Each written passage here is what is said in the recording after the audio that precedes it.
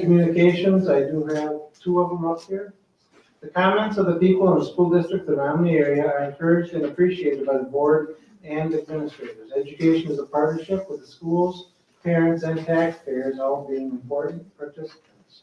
This is the time to air concerns and express your opinion on issues. There should be no negative personal attacks against any individuals, including staff, board members, or administrators. Please indicate if you would like the board president or direct a member of the administration to respond to your concerns. Communication, when you speak, clearly state your name, your municipality, and we'll have 3 minutes to address the board. Our first person to speak tonight is Josie Pillman. On deck will be Jason Collins. Josie, you can just stand in the middle tonight. So. Okay. Board members and Dr. Zajdowski, when you bake a loaf of bread, one of the ingredients you use is a leaven like yeast. A small amount begins to permeate the whole loaf. It leavens the whole batch. A bad idea in a school district can do the same thing. What might start small and of no apparent significance can permeate the whole district, community, and culture. I'm sad to say that this is what has happened in our school district. The bad idea is the LGBTQ plus agenda. The educators have been allowed to put doubt into the minds of very young children. Maybe you can't know what you are. Maybe you should question your sexual identity. The truth is, no one can ever change their birth-assigned gender and should never even be given the suggestion that they can. This bad idea in our educational system has permeated through the school districts, up to the institutions of higher learning, and even up to the law schools. So now we have a Supreme Court Justice candidate, Ketanji Brown Jackson, who cannot define a woman. We are asking her to apply law in our country at the highest level, and she cannot get the most basic tenet of human sexuality right. Do we trust her to judge justly? This bad idea has permeated the whole educational system. I believe we can do better. I believe we at the SDMA can be leaders in killing this leaven at the lowest levels before it permeates the whole district. First, we must identify the lie, the bad idea. Then we must speak the truth with compassion and love. We take this bad idea and we ban it from the whole loaf. It will always come back. Keep purging. We must be vigilant to purge it from the entire district. Bake the truth into the system. If a student presents themselves with this lie or bad idea, we must give them truthful counsel. Remember, this is not just a psychological issue, it's also a spiritual one.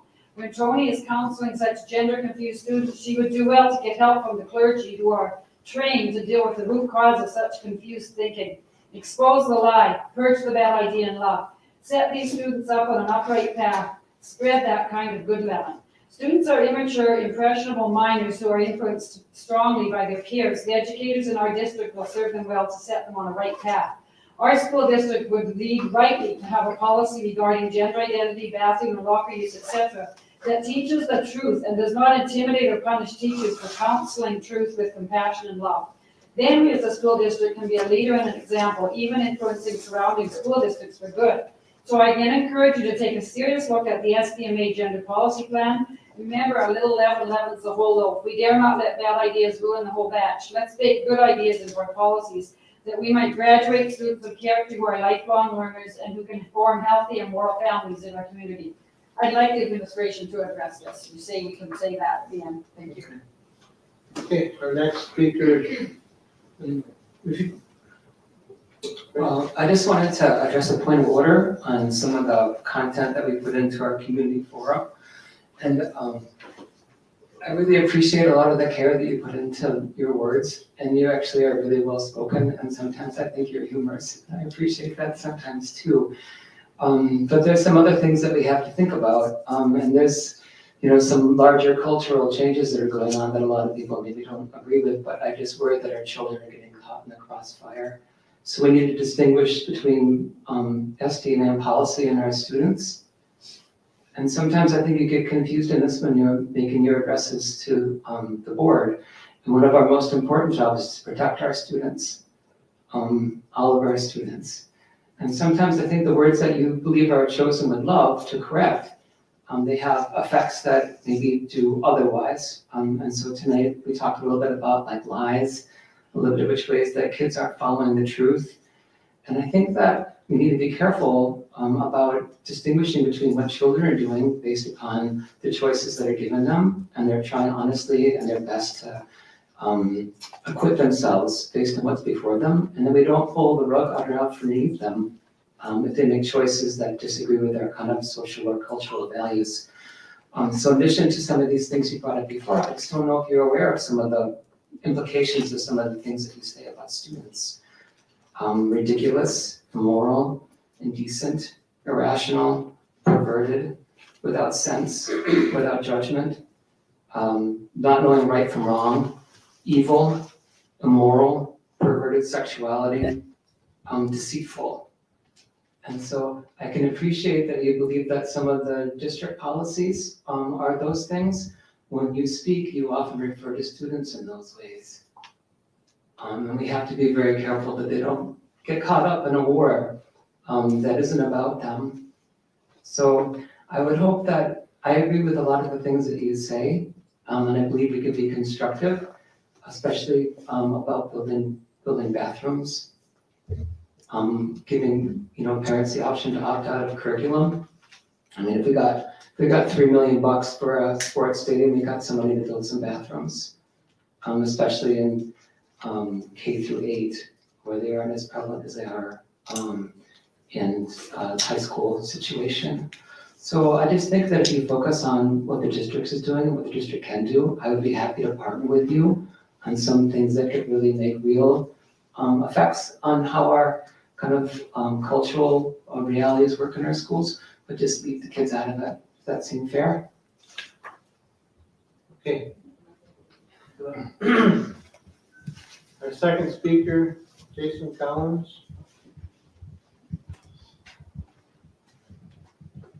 Hello, I'm Jason Collins, parent of a student who was in the district, lived in the city of Menomonie, and I'm a teacher in the district for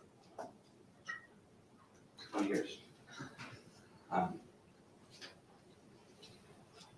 love my job. I love the students I teach. Our district motto is to prepare all, and it's capital ALL, students to become lifelong learners, caring individuals, and responsible citizens.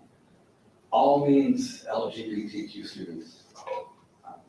They want and deserve a safe place to be themselves with dignity and respect.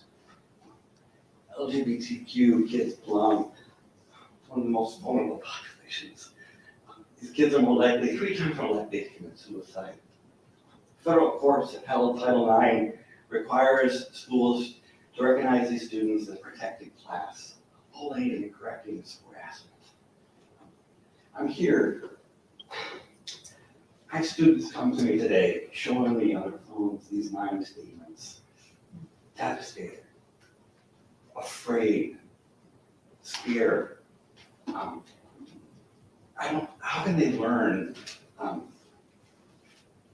I don't know how to help these students become learners when they're scared, when they're afraid. So I'm coming to you to help.